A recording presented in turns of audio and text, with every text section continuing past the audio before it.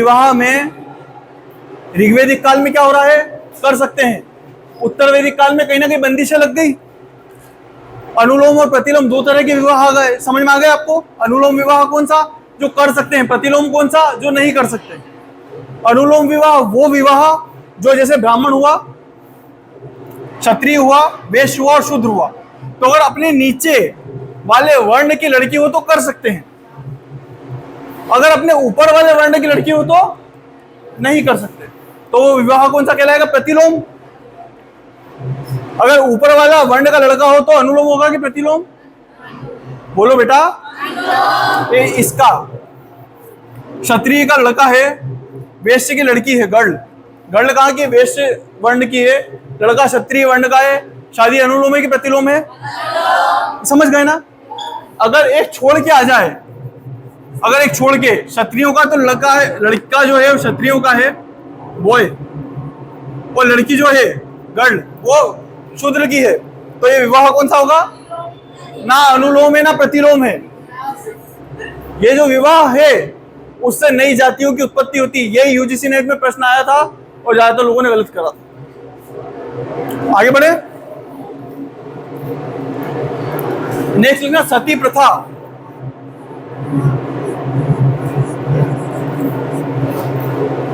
ना तो ऋग्वेदिक काल में सती प्रथा हो रही है, ना उत्तर वैदिक काल में सती प्रथा हो रही है। दोनों कालों में सती प्रथा नहीं।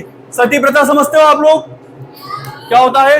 देखो, अगर किसी का पति मर जाता है तो क्या करते थे कि जो लड़की रहती थी पत्नी, उसको जला देते थे पति के साथ में। ऐसे ही नहीं जलाते थे कि लड़कियां ही ने लेट गई, इन्हें जला दो। होता है क्या? ये लोग क्या करते थे कि उसको भांग पिलाते थे। क्या? भांग या फिर अफीम। उसको रोक दो।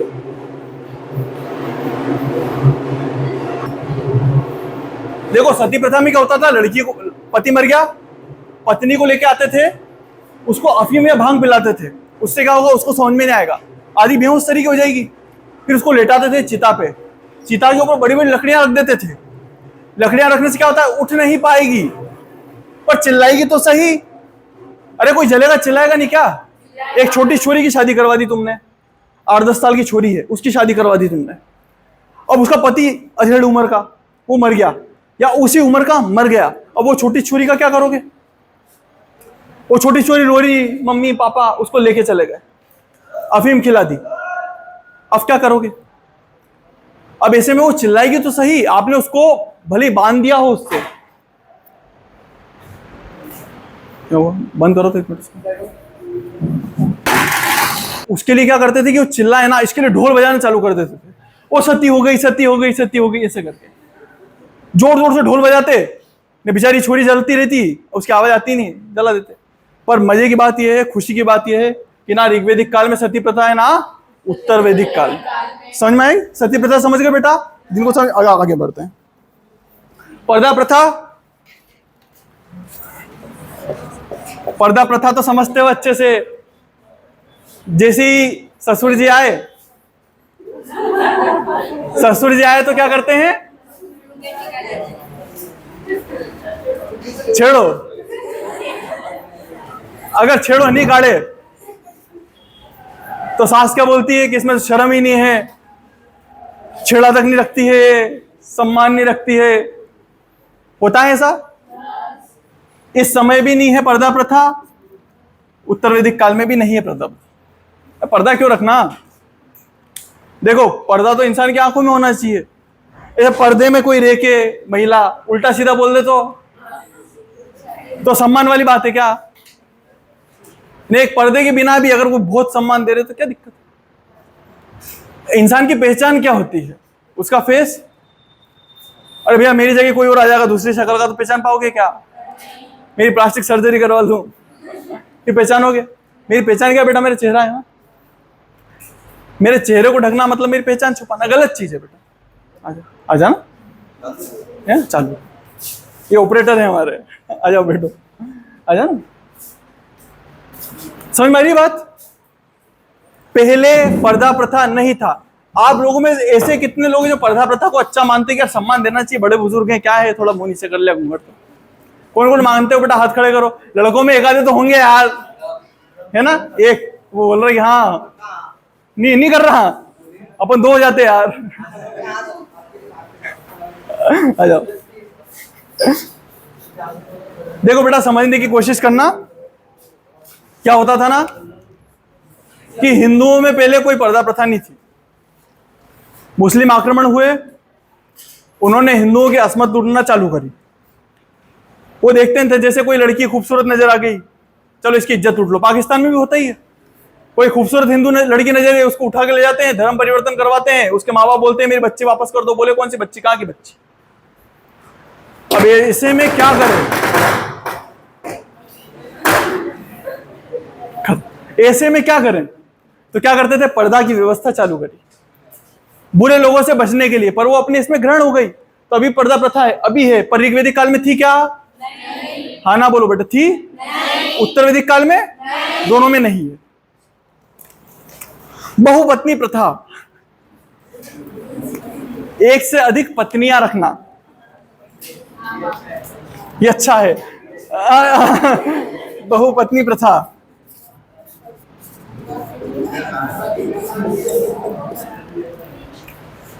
बहुपति पत्नी प्रथा मेरे से निकल भी रहा है। अच्छी चीज नहीं है ना, इसलिए निकल रहा है। देखो दोस्तों, एक बहुत छोटी चीज बताता हूं।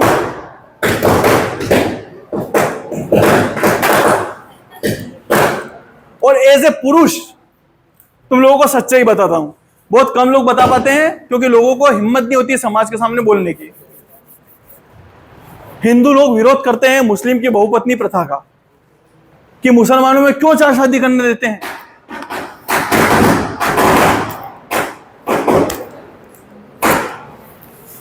सच्चाई ये है कि हमको इस चीज से समस्या नहीं कि 4 शादी क्यों करें। समस्या इस चीज से है, ज्यादातर लोगों को, बहुत लोगों को, मैं इसका एग्जांपल बहुत अच्छा बताऊंगा आपको। समस्या इस चीज से नहीं कि वो 4 शादी करे, समस्या इस चीज से है कि सिर्फ वही क्यों 4 शादी करे। पुरुषों को, जैसे हिंदू अपन बहुत सारे विरोध करते हैं ना कि मुस्लिमों में 4 शादियां अलाउ होती है, गलत बात, नहीं करनी चाहिए। तो पुरुषों को असल में इस चीज से समस्या नहीं है कि मुस्लिम पुरुष 4 शादी करते हैं। असलियत में इस चीज से समस्या है कि हम ही 4 क्यों नहीं कर पा रहे, हमारे 2 ही क्यों, हमारे 1 ही क्यों। इसका मैं बहुत अच्छा एग्जाम्पल, अच्छा सर ऐसे कैसे बोल रहे हैं सर, गलत है। नहीं है सर गलत। हिंदू कोड बिल आया, हिंदू कोड बिल ने क्या करा, मुस्लिमों के अलावा जैन, बौद्ध, सिख, हिंदू, पारसी, इनको एक कर दिया और इनको बोला कि तुम पे बिल लागू होगा। करना तो भैया, खुशी मना रहे। हाँ। इस बिल ने क्या बोला बेटा, कि जो हिंदू हैं, मतलब मुस्लिमों के अलावा, आज की क्लास, वो लोग कितनी शादी कर सकते हैं, सिर्फ 1। ये किसने बोला, हिंदू कोड बिल ने बोला। पहले अपने हिसाब से कर सकते थे, अब हिंदू कोड बिल बोल रहा है कि आप हिंदू लोग सिर्फ कितनी शादी कर पाओगे, 1। मुस्लिम कितने कर सकते हैं, ऐसा अलाउंस दिया उनको। हिंदू पुरुषों ने पता है क्या करा था, एक हिंदू पुरुष है, बेटा आवाज नहीं आनी चाहिए बाप दोनों की, बाहर चले जाओ, नहीं तो बाहर जाके बात करो बेटा, है ना।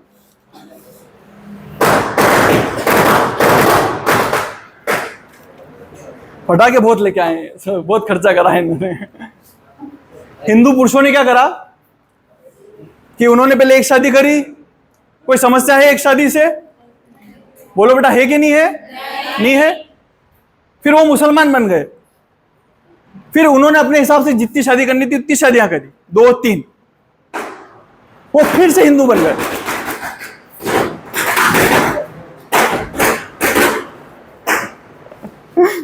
पूछ ले इनसे कितने और बच्चे फटाके, ओए पूछ क्या जा।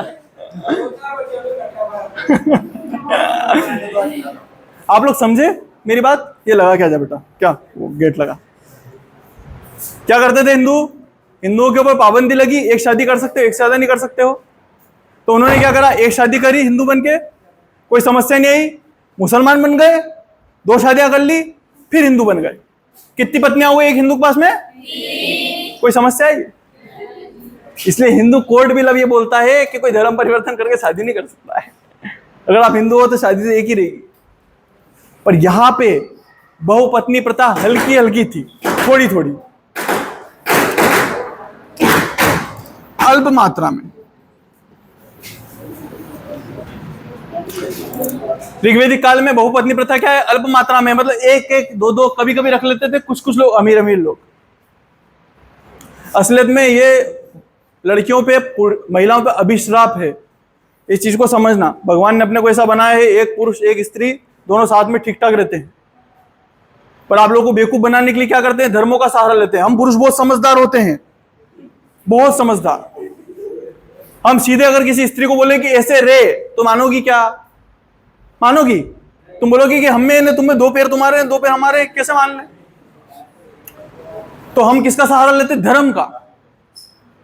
अभी किसी मुस्लिम स्त्री को बोलो कि यार तुम पूरा ढक के क्यों रहते हो, तुम्हारी पहचान ढकते हो, तुम चार चार शादी क्यों करने देते हो, तो बोलेगी नहीं, इनके कहना थोड़ी मान रही हूं, मैं तो धर्म का कहना मान रही हूँ, हमारे धर्म में अलाउ है।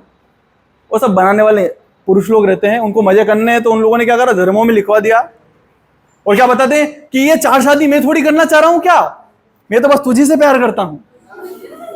ये तीन तो मैं सिर्फ इसलिए लेके आ रहा हूं क्योंकि इस धार्मिक किताब में लिख रखा है कि भैया चार करना चाहिए। बहुत समझदार है पुरुष, बहुत। महिलाओं में समझ होनी चाहिए कि नहीं होनी चाहिए? आपका भला आप लोग जानो यार। अभी हाल भी अगर किसी चीज के लिए अपन बोलते हैं तो औरतें औरतों का विरोध कर देती है, आदमियों की जरूरत ही नहीं पड़ती। अभी आप बोल दो भले किसी चीज की कि पर्दा प्रथा नहीं होनी चाहिए, घर में जाके बोल के बता देना, मम्मी दादी सब आ जाएगी। क्या बोली? छेड़ा नहीं करना।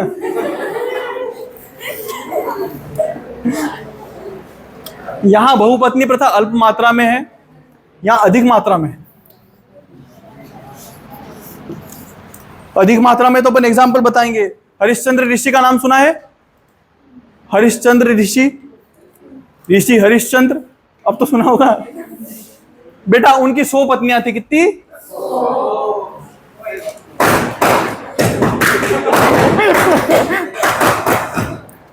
क्या एग्जाम्पल लिखना है? हरिश्चंद्र ऋषि।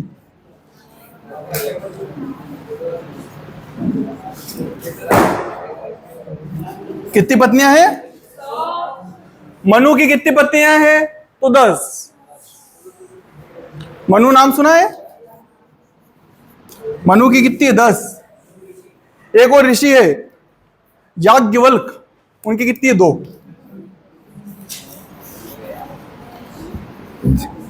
पहले लिखना, हरिश्चंद्र ऋषि 100 पत्नियां, मनु की कितनी है? 10, याज्ञवल्क कितनी है? 2। मतलब यहां बहुत बड़ी मात्रा में रख रहे हैं पत्नियां। 100 तो अति हो जाती है यार, है ना? अकबर की कितनी पत्नियां थी? कोई बता सकता है? हाथ खड़े करो किसी को पता हो तो। चलो मैं ऑप्शन देता हूं, 10 क्या उससे ज्यादा? 20। बच्चों को खिलाओ पहले, बच्चों को इनको खिलाओ, फिर मैं जरा से ले लूंगा, इनको खिलाओ पहले। तो लेके आओ यार, ये तो करता धरता है तुम्हारे। मिठाई नहीं खिलाओगे? मैं तब तक नहीं खाऊंगा जब तक एक पास में नहीं आ जाए। और मंगा लेना भले, मिठाई नहीं आएगी यार। ये भी रख दूं यार, फिर छोर हो गंदे हो गए। समझ में आया? खाने के मामले में तो तेज बन के रहना, खाने के मामले में कॉम्प्रोमाइज नहीं करना। आप लोग क्या लगता है भगवान कौन होंगे? भगवान शिव जी, पार्वती, कुछ लोग बोलते हैं अल्लाह है, अलग अलग बताते हैं। एक बेटा एक सूक्त है, एक ग्रंथ है, नाम भूल रहा हूं यार उसका, मैं आप लोगों को बताऊंगा, बहुत बहुत बढ़िया ग्रंथ है। उसमें बताया है कि अन्न ही ब्रह्म है। अन्न क्या है? अपन पैरों में आ जाते हैं, रोटी फट से भूख लगाते हैं, इसी लगाते हैं। सोचो अन्न के बिना रह सकते हैं क्या? नहीं। अपने यहाँ क्या व्यवस्था है? जरा सा झगड़ा हो जाए तो मैं खाना नहीं खाऊंगी, करते हो ना? सही में करते हो कि नहीं करते हो? नमस्कार। अरे वो सब बातें वो समस्या नहीं है उस चीज में। अन्न ने क्या बिगाड़ा? अन्न मिल रहा है, बड़ी बात है कि नहीं है? दुनिया में कितने लोग भूखे बेटा। कुछ भी होता है तो आपने खाना खाया, वो बोले मैंने नहीं खाया। मैं भी तब तक खाना नहीं खाऊंगा जब तक आप नहीं खाओगे। अरे अन्न मिल रहा है तो नाटक कर रहे हो यार। भगवान ने दिया, आप लोग भी पहचानते होगे ना ऐसे लोगों को। आप थोड़ी हो ऐसे, तुम लोग थोड़ी हो क्या, पागल हो क्या? पर सब पहचानते हो ऐसे एकाधे को, होते हैं ऐसे लोग। उनको बोलना कि एक शायद बृहदारण्य संहिता है, उसमें लिख रखा है कि अन्न ही क्या है, ब्रह्म है, ब्रह्म को अलग से ढूंढने की जरूरत नहीं है, अन्न का सम्मान करो, ब्रह्म का सम्मान करो। सही भी बात है ना बेटा? खुश हो जाए यार, अन्न कितनी मुश्किल, तुम कितनी मुश्किल से उगाते हो, वो बहुत सारे लोग ऐसे ही फेंक देते हैं। ऐसे गरम गरम थाली पड़ी हुई, माँ बोल रही बेटा खा ले, अभी नहीं खाऊंगा मम्मी। अन्न का अपमान नहीं करना, कभी भी नहीं करना, अन्न जल इनका नहीं करना। अन्न खा लो, मेरे साथ में तो ऐसे ही था, मैं तुम्हारे साथ, तुम्हारे जैसे अलग थोड़ी खाऊं, दिखा के खाता था। तेरे को भूखा रहना उतरे, मैं तो खाऊंगा। अन्न से काहे की दुश्मनी, मेरे जैसे बनोगे ना, अपने अन्न से दुश्मनी नहीं लेना। आजा बेटा, क्या ये पड़ा हुआ मेरा, इनको बांट दे, इनको थोड़ा थोड़ा। बहुपत्नी प्रथा हो गया। अच्छा, अभी अगर कोई लड़की ये बोले कि पापा मम्मी, और बोलना चाहो दादा दादी, परिवार वालों को बिठाए, एक लड़की वो बोले कि पापा मम्मी आपने मेरे को अच्छे से पाला, बहुत अच्छी बात है, पर मेरा मन नहीं करता शादी करने का, तब क्या होगा? क्या ये चीज मानी जाएगी? समाज में स्वीकार्य है? वो बोले कि पापा मम्मी मेरी इच्छा ही नहीं है शादी करने की, मेरे को ज्ञान अर्जन करना है, मेरे को नहीं आता इंटरेस्ट इन सब चीजों में, मेरे को नहीं फर्क पड़ता इन सब चीजों से, मेरा बस ये इच्छा है कि मैं ज्ञान अर्जन करूं, या मेरी कोई सी हॉबी हो मैं उसको पूरा करूं। क्या समाज मानेगा क्या? समाज क्या बोलेगा बार बार, क्यों बिठा रखा है, ऐसा क्या करा होगा, कुछ ना कुछ कारण होगा। अच्छा, उनको कारण पता नहीं है, पर अलग अलग लोगों ने 10 लोगों ने 10 कारण बता दिए होंगे कि हमने तो देखा था, हमने तो सुना था, वो लड़का वहां वाला इसके घर पे आया था, वो गैर जात का है ना, इसलिए शादी नहीं करवा रहे। करते हैं बातें। यहां पे अगर कोई लड़की बोलती है कि माँ मेरी इच्छा है, पिताजी मेरी इच्छा है, अच्छा आदमी करे तो इतनी समस्या नहीं है कि आदमी तो चल ऋषि मुनि सन्यासी है, तो बाल ब्रह्मचारी सम्मान देती है समाज, स्त्री बोलते तो समस्या। यहां पे समस्या नहीं है। ऋग्वेदिक काल में जो लड़की चाहे कि नहीं मेरे को शादी नहीं करनी, मेरे को समाज के लिए काम करना है, मेरे को शादी नहीं करनी, मेरे को सिर्फ पढ़ना है, मैं जिंदगी भर अपनी पढ़ाई को देना चाहूंगी, मेरे को रिसर्च करना है, कि नहीं मेरी इच्छा है, माँ बाप में तो आपकी सेवा करूंगी, मेरे को जाना ही नहीं कि तीसरे घर में। बहुत सारी लड़कियां होती है, कई लड़कियां मेरे पास में भी आई इन सब बातों को सुनने के बाद में, बोले बात तो सही है थोड़ी थोड़ी, पर आपके ऊपर डिपेंड करता है, घर वालों के ऊपर डिपेंड करता है। बहरहाल यहाँ पे इस चीज के अलाउंस है, इसको बोलते हैं अमाजू। जो लड़की अविवाहित रहती है उसको ऋग्वेदिक काल में क्या बोलते हैं? अमाजू। अमाजू अविवाहित, अविवाहित लड़की। ऋग्वेदिक काल में भी इसकी हामी है, उत्तर वैदिक काल में भी इसकी हामी है, दोनों तरफ, इधर भी और इधर भी। ऋग्वेदिक काल में भी अगर कोई लड़की बोले कि नहीं मेरे को शादी नहीं करनी, तो वो बोलेंगे हाँ बेटा मत कर, तेरी इच्छा मत कर। उत्तर वैदिक काल में भी कोई लड़की बोलेगी मेरे को शादी नहीं करनी, तो वो लोग क्या बोलेंगे? बेटा मत कर, तेरी इच्छा है ना, नहीं करना। आगे बढ़े। अब एक और खतरनाक प्रथा आती है, सुन के दंग रह जाओगे कि नहीं यार सर ऐसा तो हो ही नहीं सकता यार, सर मजाक क्यों कर रहे हो यार पढ़ाते में। बताता हूं। एक्साइटेड हो क्यों? कि घर जाना है, बस आ गई होगी, 1:30 तो नहीं बज गई, इच्छा है सुनने की? लिखना नियोग प्रथा, नाम सुना है? नियोग प्रथा।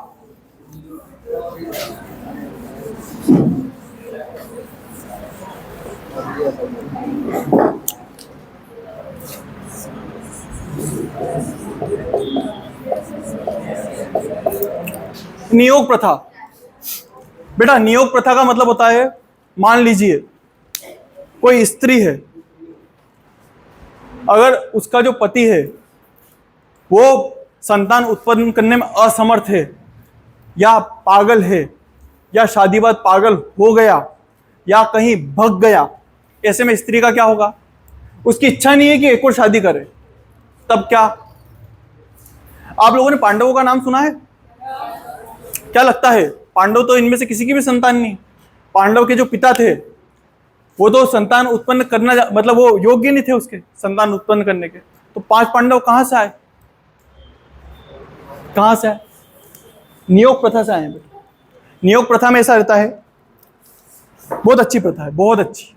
ये समाज के उच्चतम स्तर को बताती है, सबसे उच्च स्तर को, जहां पे समाज इतना समझदार है कि वो देखता है जरूरतों को, वो बातें नहीं बनाता, वो जज नहीं करता है चीजों को, जैसे हम जज करते हैं ना छोटी छोटी चीजों में। इसने पहना है तो एसी होगी, ये छोरा ऐसे फटे हुए कपड़े पहन रखे हैं तो अच्छा नहीं होगा, क्या बात करें इससे, करते जज। ये तो कार में आया है तो बढ़िया ही होगा, करते हैं ना जज समाज। अच्छा, जितने लड़कियां करते हैं ना उतने लड़कियां भी करती बराबरी से, यह सच्चाई है।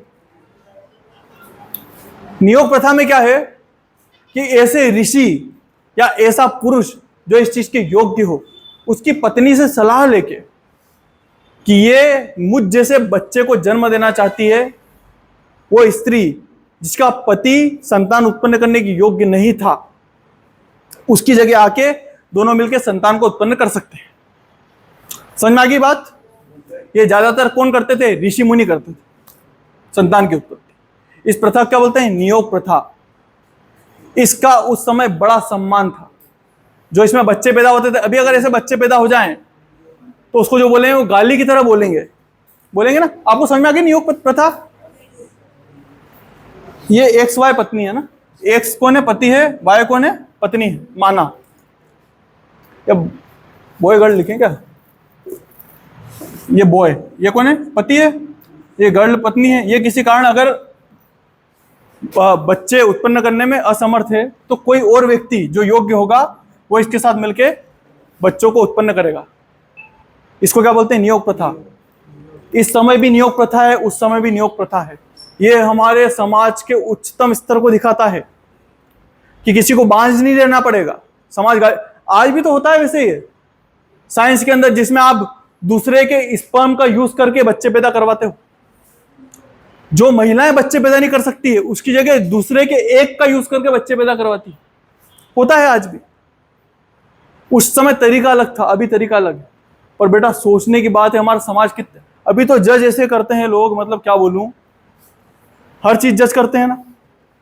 पहले ऐसा नहीं था। समाज कितना उच्च स्तर पर रहा होगा कि जो उसका पुत्र होगा जन्म, पुत्र पुत्री कोई भी, उसका समाज में बहुत सम्मान था। कोई यूं नहीं बोलता था तेरे पापा कहाँ, मम्मी, कुछ नहीं, ये फोकट प्रश्न नहीं। अरे योग्यता इंसान की देखोगे ना, क्या माँ बाप की देखोगे? सोचने की बात। तुम बेटा एक बात बताओ कि कोई इंसान एक से तुमसे ढंग से रहता है, बहुत अच्छे से बातचीत करता है, सब अच्छा है, तुमको इससे क्या लेना देना उसके माँ बाप कौन है? सही बात है ना। ये यहां पे वैसी व्यवस्था। आगे बढ़े।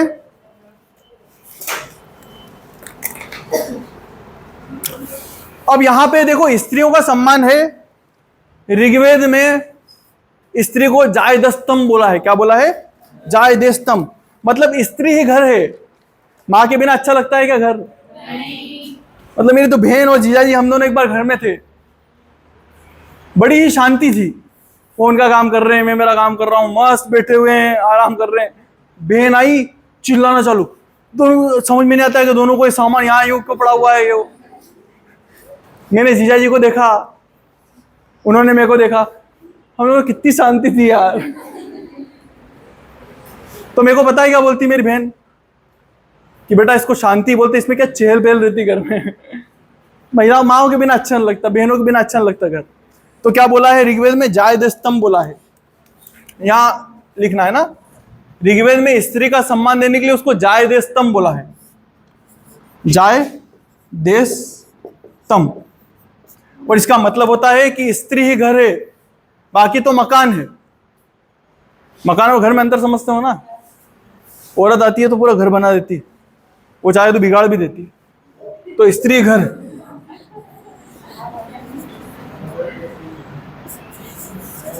मैं कुछ ऐसी बातें बोल देता हूं जो कड़वी है पर सही है। सही बात है ना, सच्चाई तो कड़वा लगता है थोड़ा। एक और एक ग्रंथ है, ये ऋग्वेद में है। काय में है? ऋग्वेद में एक गण थे शतपथ ब्राह्मण। 5 मिनट का टॉपिक है, फिर अपन खत्म करते हैं, ठीक है? हाँ जा।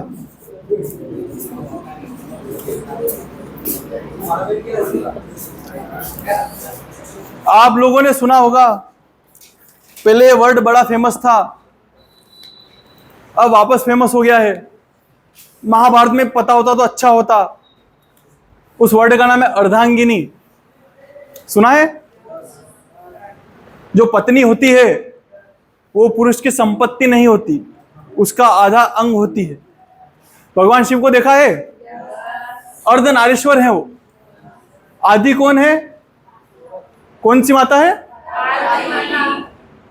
उनका आधा शरीर किसका? स्त्री का। आधा काय का? पुरुष का। अर्धनारीश्वर। अपने पत्नी को आधा शरीर मानते हैं खुद का, इसलिए क्या बोलते हैं? औरत को अर्धांगिनी है तो मेरी संपत्ति नहीं है कि बेच दिया। देखा था महाभारत में? अक्कल नहीं थी बेवकूफ में। जब उसको बोला कि तू अपनी संपत्ति बेच जिस पे अधिकार है, तो औरत संपत्ति थी नहीं, उसको मना करना चाहिए था, और उसने अर्धांगिनी माना नहीं तो बेच दिया। पहली बार शतपथ ब्राह्मण में अर्धांगिनी शब्द मिल रहा है। तो कभी प्रश्न आए कि ये जो अर्धांगिनी है, कभी प्यार से बोलोगे, अभी नहीं तो बाद में, कि अर्धांगिनी जी आप कहाँ जा रही हैं? बोलोगे ना? तू तड़ाक से तो नहीं बोलोगे? हाँ बोल रहा, बोलेंगे ना? नहीं बोलना। तो ये शब्द कहाँ मिलता है? शतपथ ब्राह्मण में, अर्धांगिनी।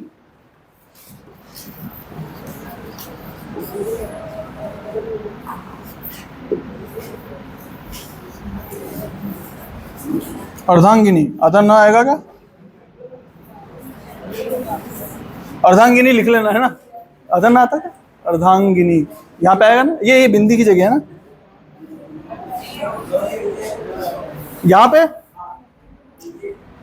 यहाँ पे। अब सही है ना? तो आता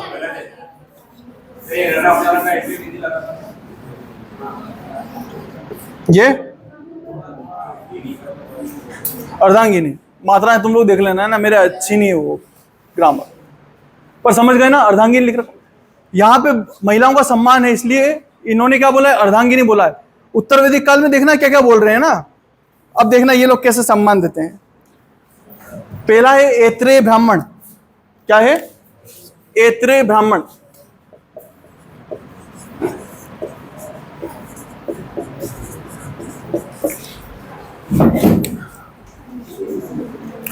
ऐत्रेय ब्राह्मण में बोला है कि दुनिया भर की जितनी भी तकलीफें हैं, जितनी भी तकलीफें, उसका कारण स्त्रियां हैं। क्या बोला है? दुनिया की सारी तकलीफों का कारण कौन है? स्त्री। और जितने भी सुख हैं दुनिया में, जितने भी, उसका कारण कौन है? ऐसा कौन बोल रहा है? ऐत्रेय ब्राह्मण। सारी समस्याओं का कारण ये कौन बोल रहा? पुरुष। ऐसा भी क्या बेटा, क्या पक्ष लेता है यार इनका?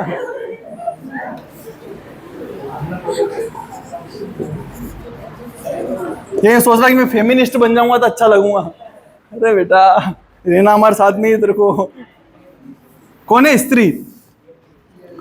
और सारे समस्याओं के अलावा जितने भी अच्छे अच्छे काम हो रहे धरती पे, वो किसके कारण हो रहे हैं? बेटा हवा आनी चाहिए।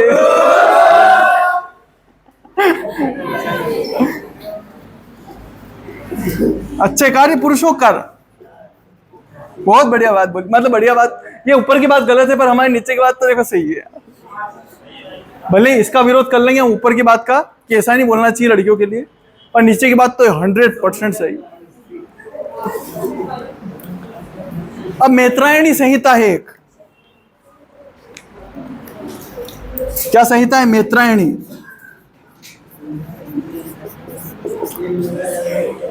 मैत्रायणी संहिता बोल रही है कि शराब, जुआ और क्या बोल रही है? शराब, जुआ और विष, इसके बाद में अगर कोई है या इसके समान कोई बुरी है तो कौन है? स्त्री। इसका ना ब्रेकअप हो गया होगा, इसके साथ में चोट हुई होगी। चोट हुई होगी तो कहीं ना कहीं इंसान में निकलता है ना गुस्सा, तो वो गुस्सा कहीं ना कहीं निकल रहा है। और वो गुस्सा कैसे निकल रहा है कि वो बोल रहा है कि शराब जितनी बुरी है शराब, जुआ खेलना जितना बुरा है, और विष जितना बुरा है उतनी बुरी कौन है? स्त्री। ऐसा इसका कहना है। तो एक लास्ट और बचा है, वो फिर खत्म करेंगे ना अपन। शराब, जुआ और क्या है? विष। इसके बराबर क्या है? स्त्री। एक लास्ट और है, एक लास्ट एग्जांपल और लिखना। छांदोग्य उपनिषद, छांदोग्य उपनिषद में बोला है, एक बार क्या हुआ कि गार्गी और याज्ञवल्क इन दोनों के बीच बहस हो गई किसी बात को लेकर। डिबेट चल रही थी तो गार्गी जीतने लग गई। गार्गी लड़की का नाम है। गार्गी जीतने लगी तो जो याज्ञवल्क था उसने बोला कि तेरा माथा फाड़ दूंगा। क्या बोला? कि तेरा माथा फाड़ दूंगा। उसने ऐसे ही बोला था। जब हारने पा जाते तो क्या करें? देखा होगा ना। देखो, अगर किसी के पास में तर्क नहीं मिलते तो वो गाली देना चालू कर देता है। आपके बोलने के लिए कुछ बचा नहीं है, क्या करोगे? गाली दोगे। वैसे ही अब उसका कुछ बचा नहीं था, हारने लग गया तो क्या बोला कि तेरा माथा फाड़ दूंगा। किसको? गार्गी को। कौन बोला? याज्ञवल्क। लिख लेना है। जब उसने ऐसे बोला तो इतिहासकारों ने उसका मतलब ये निकाला कि कहीं ना कहीं स्त्रियों का कम सम्मान था। पर मैं नहीं मानता इस चीज को। ये जो आखिरी वाला है ना, उसको मैं नहीं मानता हूं। इसलिए नहीं मानता हूं, बेटा तुम खुद भी देखो यार, जब भी कोई हारने पाए, लड़की हो कि लड़का, जब बिल्कुल हारने पा जाते और बेइज्जती होने लग जाती है ना, तब इंसान बोलता है अपशब्द। तो याज्ञवल्क्य की गलती नहीं है, इतिहासकार गलत मतलब निकाल रहे हैं इसका। अभी भी तो देखो, जहां बात नहीं बनती वहां आप अनसन से बोलते हो मार दूंगा तेरे, ऐसे कैसे बोल रहा है इन्हें। करते हो ना, मारने की बातें करते हो। तो आप लोग भी करते, भाइयों से करती हो कि नहीं करती हो? बड़ों से तो करने से, भाइयों से तो करते हो। ऐसा ही होता है। ठीक है बेटा, आज का टॉपिक है ये। और वैसे मेरे पास में फोटो है, नेक्स्ट क्लास में याद से मेरे को फोटो दिखा के प्रेजेंट लगाना चाहो तो लगा सकते हो, और अभी लगाना चाहो तो अभी भी लगा सकते हो।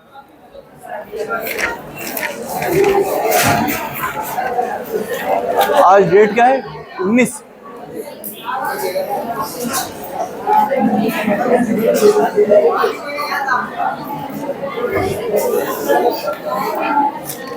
अच्छा, आप लोगों में से किसी ने लगाई है क्या पहले? कुछ लोग, किसने भी नहीं लगाई? लगाई ना एक आध दिन? अरे यार लगाओ ना। चलो,